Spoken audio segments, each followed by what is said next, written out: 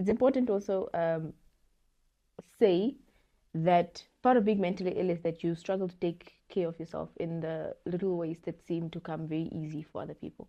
So don't judge me when I say that I wasn't getting out of bed, I wasn't taking showers, I wouldn't brush my teeth, I wouldn't change my clothes. I would literally just lie in bed all day. Therapy wasn't a thing that I ever stigmatized in my life.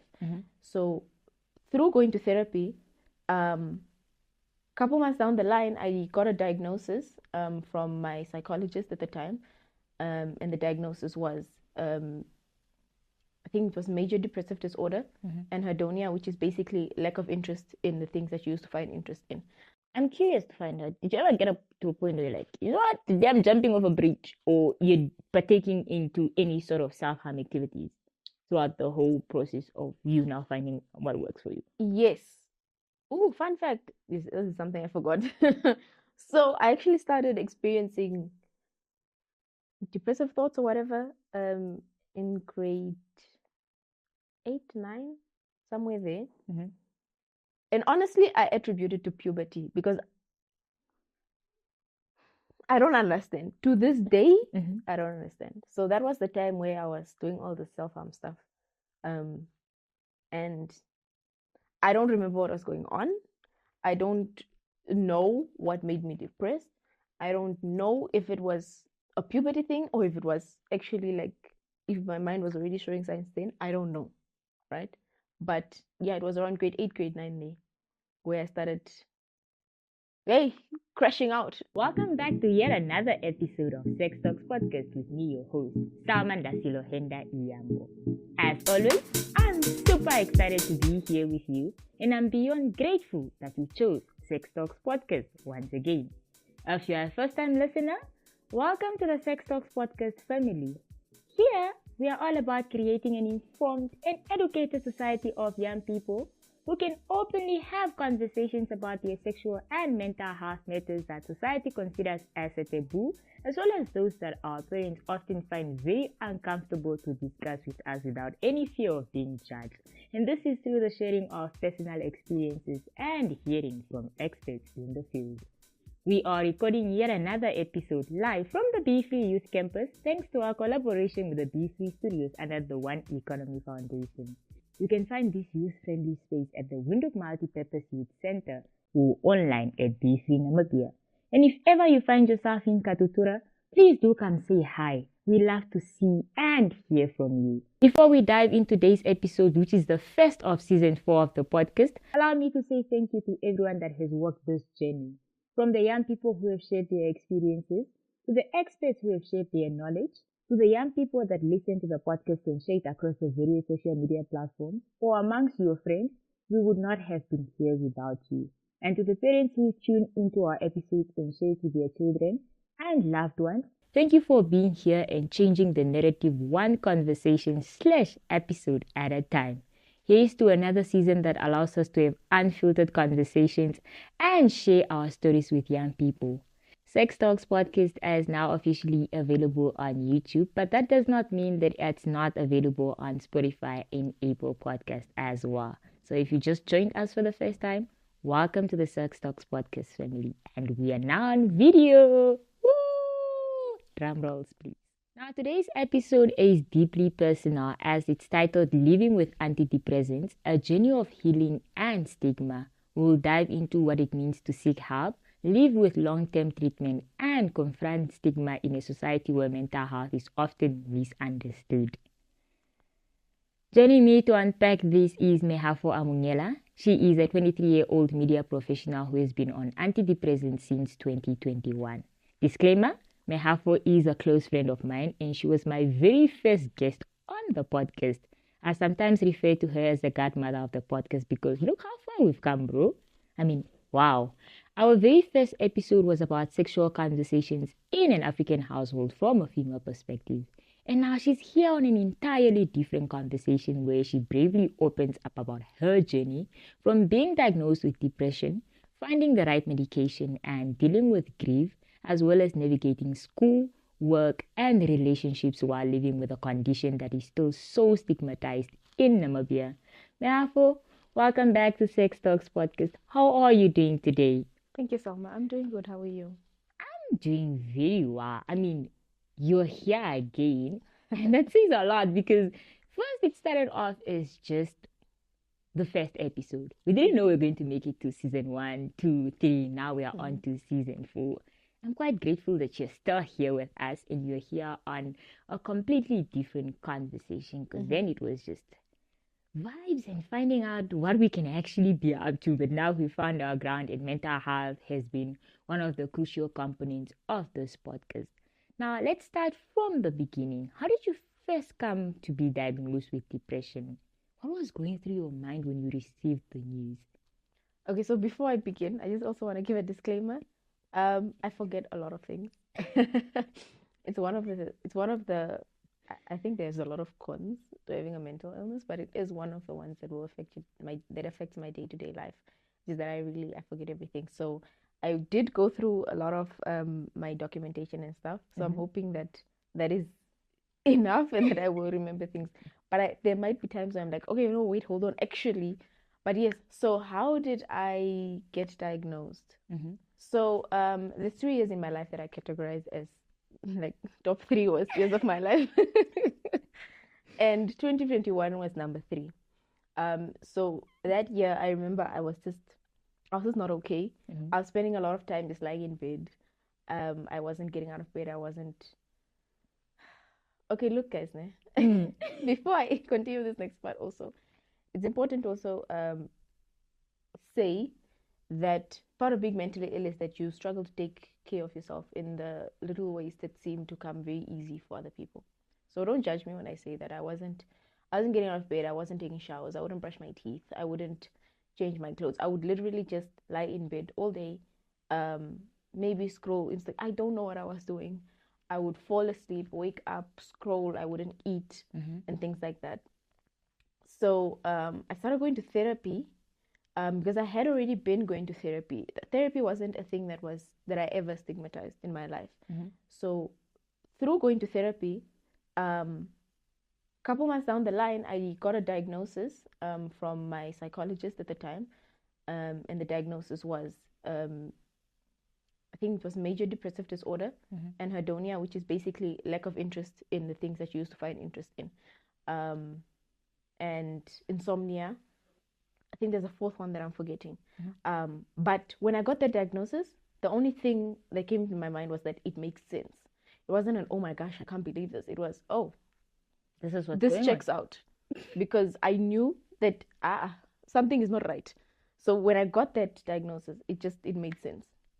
You're just like, ish, yeah, it's confirmed. Yeah, I was like, yeah, okay, that's cool, I understand. Now, taking medication for mental health can feel overwhelming. Can you share with us what it was like starting with now this diagnosis? What was the medication like? Did it work for you when you started off, or how was it? So with the medication thing, when I first got my diagnosis, it was for referral to a GP, a general practitioner.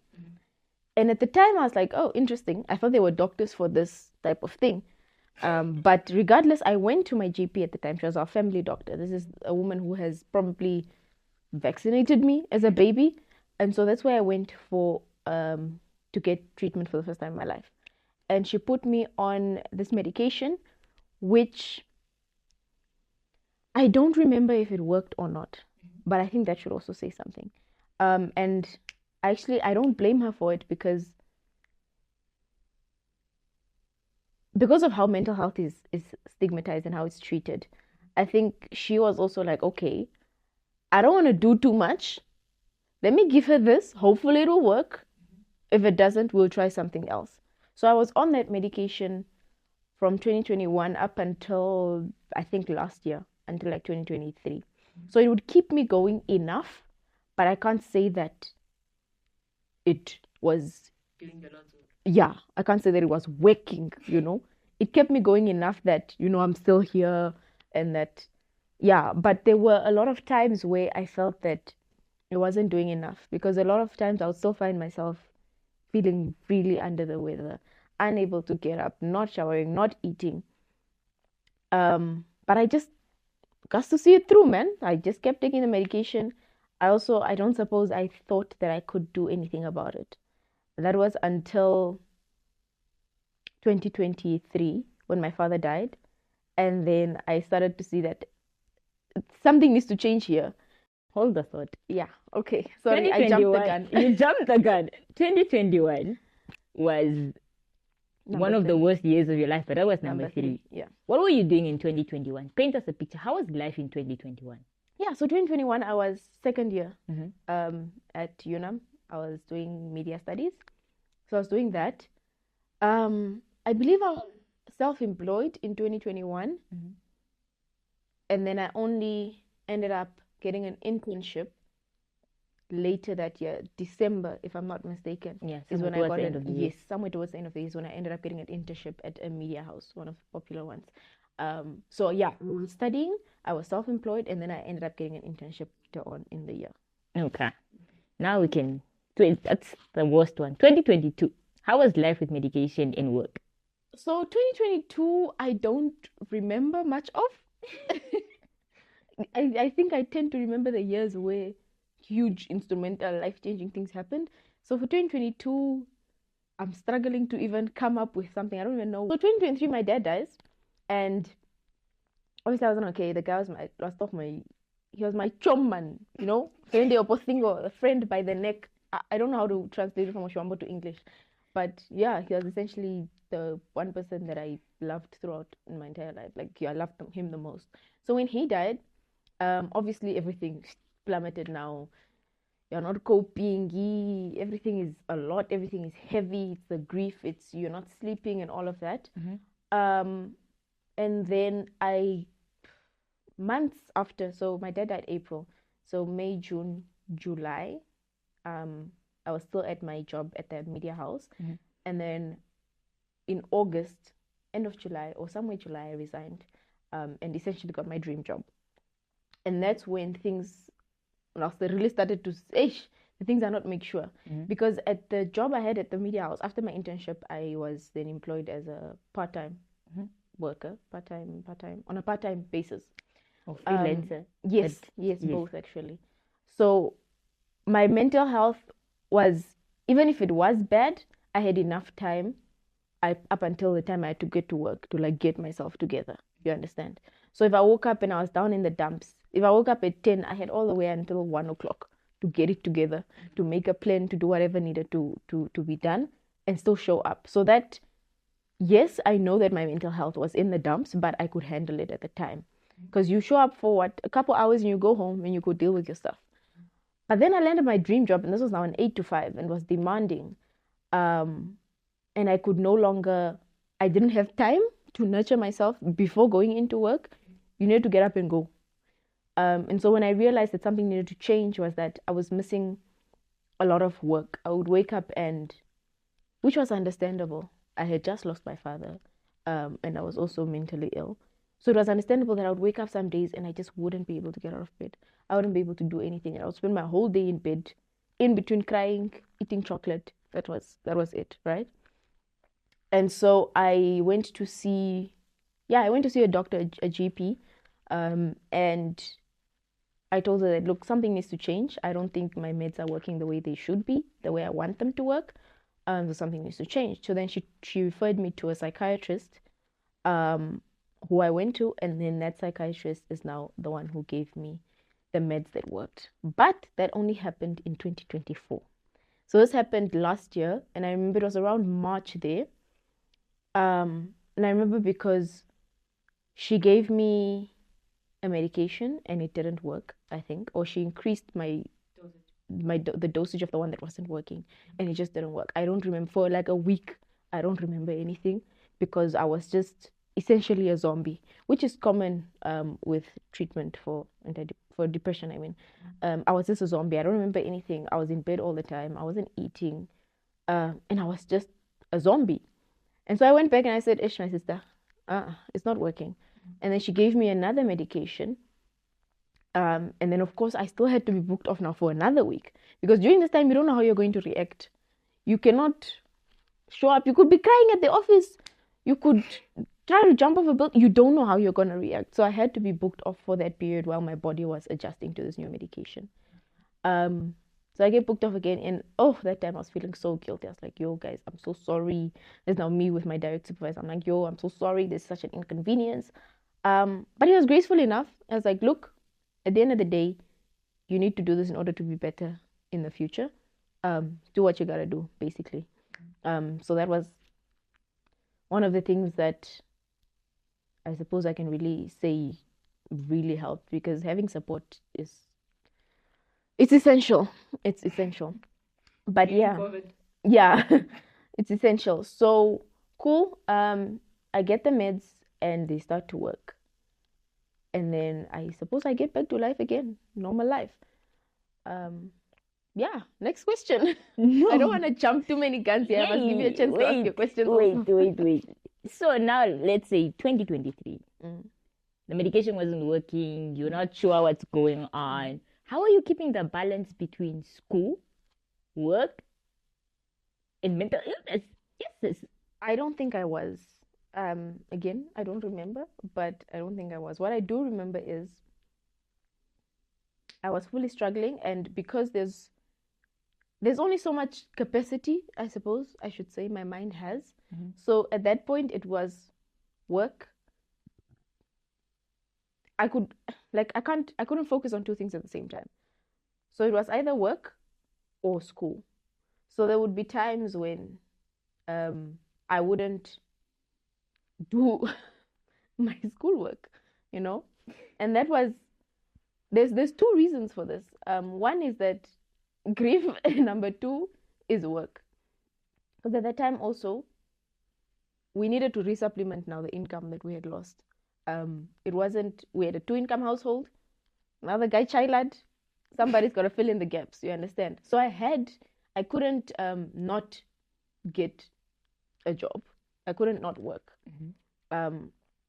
So it had to become a choice between school and work. So on days when school was more urgent, that's where my focus would go. On days when work was more urgent, that's where my focus would go. So if I had an assignment due, a test due, or whatever, I would put my focus on that. But at the same time, it was also just really difficult because you miss out on so much. When April is like, I know it's a crucial month. I think April is like where the assignments and the tests and everything is just a lot. And so at that time, it's also my final year. So I'm also dealing with my research project. And at that time, obviously, I'm spending my days in the hospital, Roman Catholics ICU, and I'm going home and I'm just dealing with the fallout from my father being hospitalized, and then from him dying, and then after the burial and all of that. So I missed out on a lot. So at some point after that, I just started to lose hope. I was like, you know what? It is what it is. I might only go graduate next year. It's fine. I give up. And that's when Selma took me. She essentially shook me by the shoulders and she said, no, my dear, that's not going to happen. And so I can't speak about you in third person. Saying what? Wait, stop the bus. Who's this? And so you walked me through doing my assignments. I would do it and then you would submit it because I was at the hospital or whatever the case might have been. So I wasn't coping with handling both work and school and my personal life and my mental illness and the fallout and the grief. I wasn't coping with all of that. And obviously something had to suffer. So for a long time, my personal relationship suffered because if I was going through a depressive episode, I wouldn't speak to anybody. I wouldn't text back. I wouldn't pick up calls. And everybody would just be like, okay, what's going on? Even people in the house, you're not talking to anybody. You're just in bed. You don't get up and go greet, so relationships suffered. Work would suffer because I'm just not there. School suffered because I don't have the strength to think, let alone to take care of myself, let alone to think and actually do schoolwork. So that was a hassle. Would you have said that things could have turned out differently had your father not died mental health wise? Yes. That thing almost killed me, my dear. Grief almost killed me. So yes, personally, I think it was unnecessary. It was an unnecessary part of the plot, but who are we to decide what happens in the plot? Exactly. We are just guests here. I think things would have been different. I probably would have been in a better mental space. I probably still would have ended up getting the support, the medication, the right medication. because it had been going on for quite a while that I didn't feel like it was working. Now, in terms of being able, not balancing, but I mean, balance is a far-fetched when somebody asks you, are you keeping the balance? Bro, I take it every day as it comes. The more urgent one goes.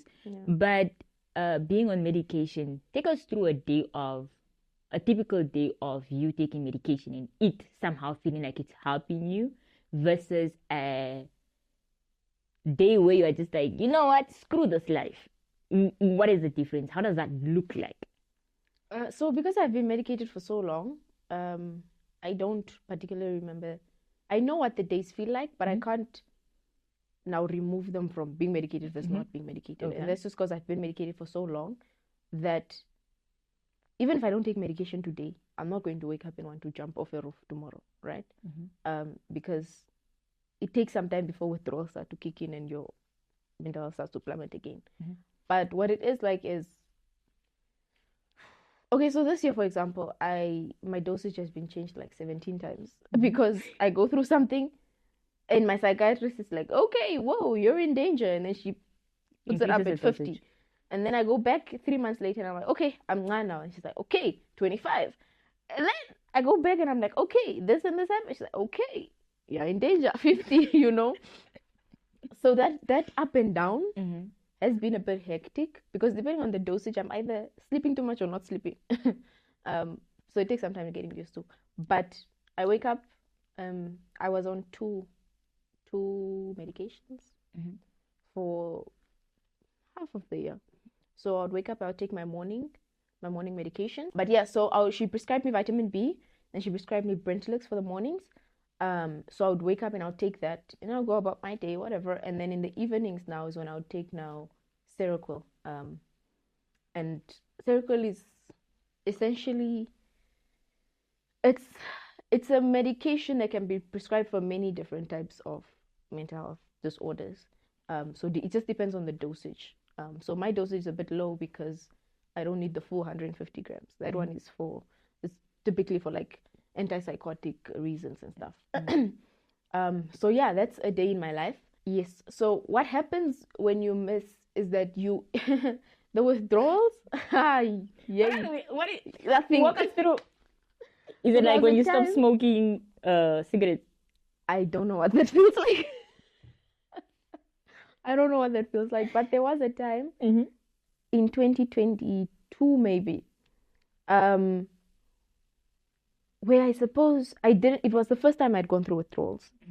I don't remember how I ended up not taking my medication, but regardless, I ended up not taking it for an extended period of time, for at least 5 days. And I know because I use the health app to log my medications every day. So it tells me at 7:30 which I must take this medication, at 10 p.m. I must take this medication.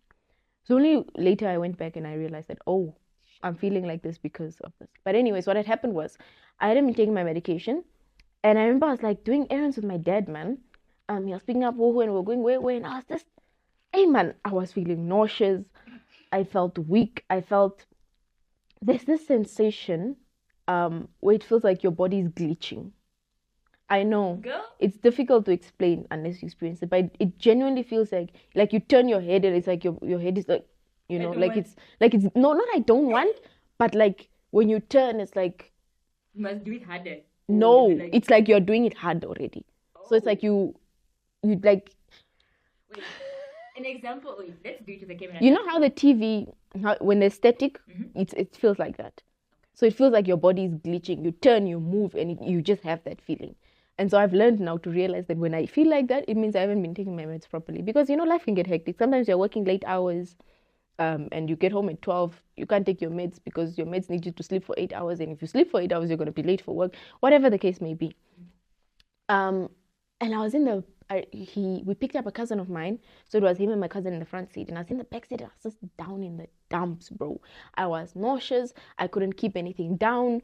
My body was glitching. And there's this weakness, you can't do anything. Yeah, you're just there, man. So I remember I went to my doctor again, the one who referred me to the psychiatrist, and I told her that, I don't know what's going on, but like, I'm glitching and I feel nauseous and all that. And she looked at me and she said, when was the last time you took your meds? And I said, oh, interesting.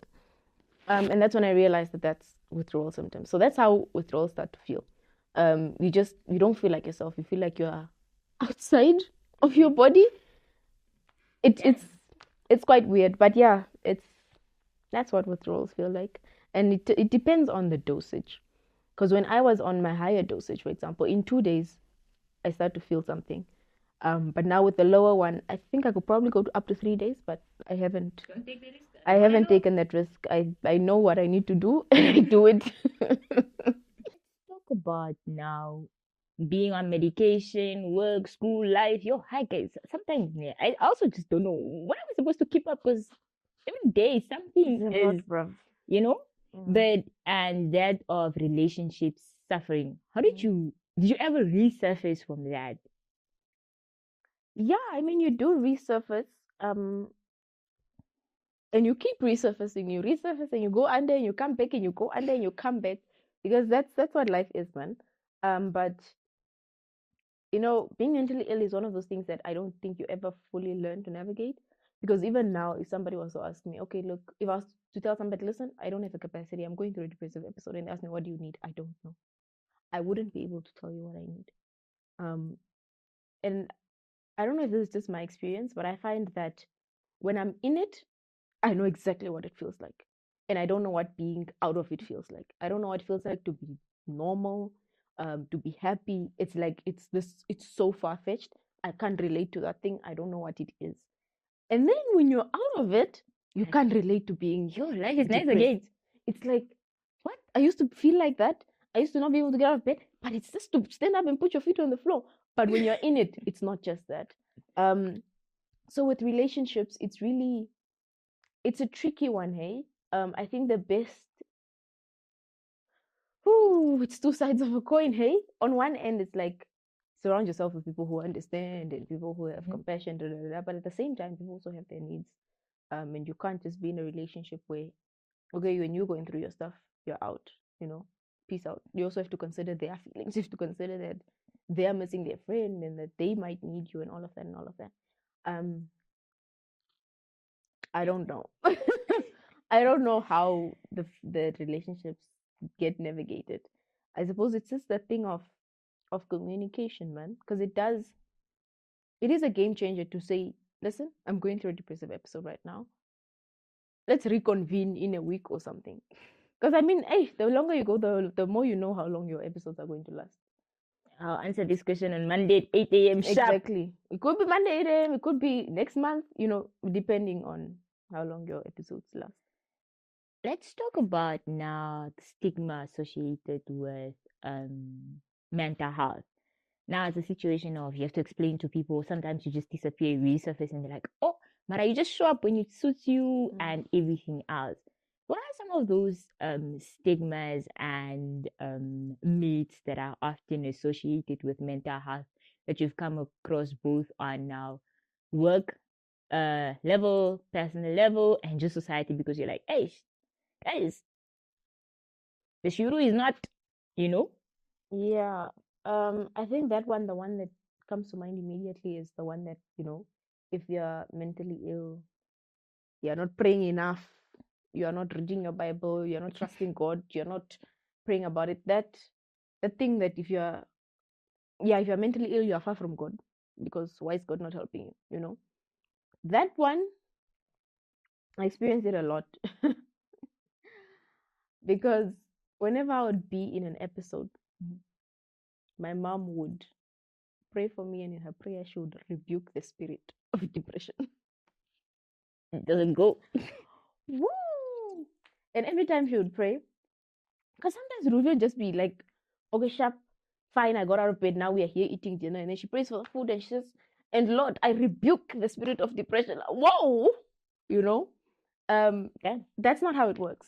It's not how it works. It's the same as anything. If you have a flu, it doesn't mean you did not pray. If you have cancer, it doesn't mean you did not pray and yet you are far from God. Things just happen, bro. Like, things just happen. And so that's the one that really gets me to this day, that if you're mentally ill, you're far from God. You don't pray enough. You don't read the Bible. You don't trust God. All of so I'm no longer the child of the Lord. That's the one that hurts me, man. That one is the one that hurts me. Yeah. Now, let's talk about the intersection of being mentally ill and now being a Christian as well. You feel the need, or you see the need to pray because you understand that life comes with its own challenges. But sometimes you're also just like, Mara Bragad. Am I one of your strongest soldiers? Did I tell you that I'm one of them? How do you navigate now that whole intersection of still maintaining your faith and being able to know that it's not a spirit? I need to take my medication to be in check, and I'm still a child of God. That one is a bit tricky to answer because me and my faith, Nyana, we've been up and we're down and all over the place. I mean, the past few years have been, God, why? Why you know? Exactly. So I suppose it's just understanding that, like, things in my brain don't do the things that they're supposed to do. The same way anybody else's body they could be the biggest Christian, right? Maybe the body doesn't produce the right amount of insulin or glucose or whatever. I didn't have biology. I don't know how these things work. That could lead to them having diabetes or cancer or whatever the case may be. So I think in the moment, of course, if you're going through an episode, it's like, oh my God, really, God, why? Why me? Why is this happening to me? Do you not love me? But out of it, those are just the thoughts that come. It's part of the package. It's part of the package. I can't say you signed up for it, but it's what you get, right? All those thoughts. But when you're outside of it, it does, you do understand. At least I do understand that, like, it just is what it is. It's not that God decided to curse me, which is why I'm like this. Nah, it's just, it is what it is. Same way some people have short hair, some people have long hair. It is what it is, Now, to any of our listeners that are tuned and viewers that are tuned on to the podcast, what message do you have for them when there is now that similar experience to that of your mother saying that, I rebuke the spirit of depression? In some cases, it may be that they rebuke it and they don't want people to seek medical care because they feel like it's something that can easily be resolved by praying. What message do you have for people in such situations? This one sounds a bit harsh, but your mom is not in it with you. Your sister is not in it with you. Your brother is not in it with you. Your father is not in it with you. Your pastor is not in it with you. You're in it alone. And at the end of the day, those people, they go and pray. They go. And then you are left with your thoughts and with your mental illness. I often say that, like, medication saved my life because it did. I don't think I would have the courage to get out of bed each day and make it through each day if I didn't know that, like, look, there's things that I'm drinking that are changing things up here that are making it so I'm able to put my feet on the floor and go bath and go eat and. So the best thing I can tell you is, like, look, you don't have to you don't have to go and get medicated. You don't have to go straight to 50 milligrams or 150 milligrams or whatever. Start small. Speak to whoever is in your reach, whether it's a peer counselor, whether it's a counselor, whether it's a psychological counselor, psychologist, psychiatrist, whatever. Start somewhere and then build up as needed. You can't just jump straight. I mean, look, you know yourself. You know the challenges you're dealing with. You know what you're feeling. But I wouldn't advise you to jump straight to psychiatrist, get medicated, right? You have to start with, okay, what is it that I'm dealing with? What are the symptoms that I'm experiencing? And of course, if it's very serious or if it's severe, then you get to the point of medication. But sometimes you might just need somebody to talk to. You might just need to vent. You might just need to take up fitness to feel a bit more in control or whatever the case may be. So yeah, that's my advice, man. Like, take control, but start where you can. Don't jump to the most serious solution. Start small where you can with the services that you have access to. Amazing. If you are wondering if there's any way that you can go to seek either a psychologist, a social worker, or young people that you can be able to speak to about the challenges that you're going through, you can be able to come to the B3 Youth Campus. We are located at the Windhoek Multipurpose Youth Center in Bodal Street right here. It's some huge building with the Ministry of Youth Sports, and you can be able to find us here and get somebody that you can speak to free of charge. All you need to do is register to be a member of the campus, and you pay as little as 8 Namibian dollars per year, and we can still be able to refer you to someone to speak to while you're sorting out your application form. Or you can be able to go on the various social media platforms that's Beefy Namibia. That's either Facebook, Twitter, Instagram, TikTok, wherever you are, and you can be able to make a call to make a booking as to, I think I need somebody to speak to. And those are the little steps that you can be able to take to ensure that your health and well-being is your main priority, just as it is to us here on Sex Talks podcast. Now, Mehafo, that's something that you wish more people understood about living with medication? That it's not. There's quite a few. Firstly, it's not a one size fit all. Like in my case, I had to try 2 things before I found the one that worked. And even then, sometimes my dosage would fluctuate depending on whatever I'm going through at the time. So number 1, it's not a one size fits all, and number 2, it's not a quick solution. You don't take a pill today and then you're angry. You have to consistently take your medication, and you have to build the habit so that your body also understands what it's supposed to do, bro. Now you take a pill today, you think you're angry. Tomorrow you're not taking. Friday you're not taking. So it's not a quick fix, and it's not a one size fits all. Medication might not even work for you. Maybe you just need therapy, right? Or medication is what you need. Okay, everybody needs therapy, man. Everybody needs therapy. But yeah, it's not a one size fits all, and it's not a quick fix. Well, absolutely. As you give your story, I was reflecting. I was like, you thought contraceptive was a struggle. Finding the right one that works for you. Yeah. That one was also, guys, what rest? Yeah. So it's a similar concept. You never know how you'll react to something. Some medication could just make you entirely nauseous. You can't keep anything down. Maybe the next one will work and it's perfect and you're sleeping well and all of that. You just never know. At least at the end of the day, at the end of the tunnel, there's always light. It gets better, but little steps, and we eventually get there. Now, beyond the struggles of finding which medication works for you, which dosage works for you, depending on what the situation is, what's that one thing that treatment has given you? I suppose I could say it has given me the strength. It has supplemented the strength that I need to get through every day. So without medication, I probably, if I'm going through a depressive episode, I would stay in bed for weeks, right? But because I am medicated, despite going through a depressive episode, I'm able to get up and still show up at work and still show up for people and whatever the case may be. Obviously, I have those thoughts and I have this cloud hanging above my head, but I'm still able to do the very barest of minimums. And that's the one thing that by medication, that part was a game changer there. That I can still get up and pop out and show niggas, Wow. I'm not showing niggas too much because I don't have that capacity, but I can still pop out, Okay. I'm curious to find out, did you ever get up to a point where you're like, you know what, today I'm jumping off a bridge, or you're partaking into any sort of self-harm activities throughout the whole process of you now finding what works for you? Yes. Oh, fun fact, this is something I forgot. So I actually started experiencing depressive thoughts or whatever in grade 8, 9, somewhere there.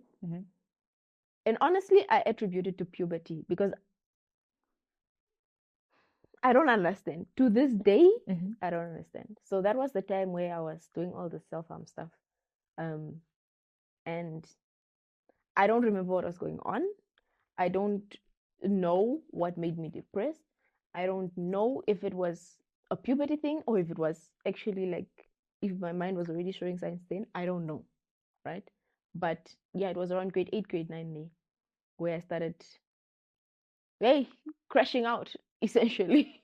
But did you ever have see somebody to speak to at the time? Did you talk to your parents about it? What was the conversation around that time? Yeah, so eventually I did. there's a lot I don't remember from that time, just because so little of it made sense. Yeah, so I did at that time. I was engaging in self-harm activities, and yes, I ended up. I don't remember how my parents found out. I think I might have. It could have been a cry for attention. I think, not attention in the way of she's just looking for attention, but this, like, I think I might have done something for them to realize that this child needs attention. You understand? So they ended up taking me to a Christian counselor, which obviously didn't work because unfortunately the one they took me to was just faith-based and there was no science. So there was no, at no point did the things meet. There was no understanding of depression as an illness. It was just, Right. yeah. So it didn't work. So at some point I stopped going, and then I suppose now in 2021-ish there, when I started going to therapy again, is because I realized that whatever these people tried to do, it was not working. So I decided to take matters into my own hands and go to therapy that I thought could work. So it ended up working. But yeah, I did once reach that point. And if I'm not mistaken, my cry for help was, I had this book that I had written in, and there was a night where, because most nights are the worst. Hey, those ones, they can kill you. So there was a night where I wrote something, and I don't remember what I wrote. I think it was like 2-3 pages. And then I fell asleep, and I think my dad came and found the shandy, and he was like, "What the hell? What the hell?" And that's how they ended up getting me into this Christian counseling and all of that. Long life, man. A lot has happened. Long life. We're still here, so it's not long enough. Still a long way to go. That, I think, there's somehow unpacks the conversations of living with antidepressants. But as I think I'm more curious, for people with friends, family that are also on antidepressants or onto that journey, how can they be of support? Because I know asking them that instance might not be a thing of they know what they need. Because somebody said, I was like, guys, I think I was having a conversation with someone recently, and I was like, hey, guys, right now, like this stuff, like I'm going through, I'm in the beats. And they asked, they're like, it's like financially, emotionally, or like, I was like, emotionally right now, fighting for my life. And they asked, how can I show up for you? And I didn't have a response for them. I was like, hey, man, just know I'm struggling. Yeah. How do we support people that are struggling better? Or people that are also just onto medication and trying to find their ground? That one is also not a one size fits all. It's very specific to the person. So like for me, if I'm going through a depressive episode, I'm not going to cook. I'm not going to essentially take care of myself in the slightest. So, but when I'm not going through a depressive episode, I will cook a mean meal. I can make you something that will change your life, right? So one of the ways, for example, that someone can show up for me is to bring me a favorite meal, something I love. To bring me something I love, to bring me a dinner, because that's the part that I'm absolutely slacking in. But for somebody else, it could be watch a movie with them, bring them a movie, buy them their favorite snack. It could be clean their flat for them, I think for me, the one thing that I struggle to do when I'm going through a depressive episode is take care of myself. So anything that takes care of me is helpful. So whether it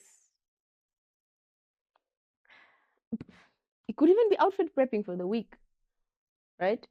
Sometimes my sister's like, okay, you wear this because if I come on my own, people at work will see that there's a lot going on here by this girl, You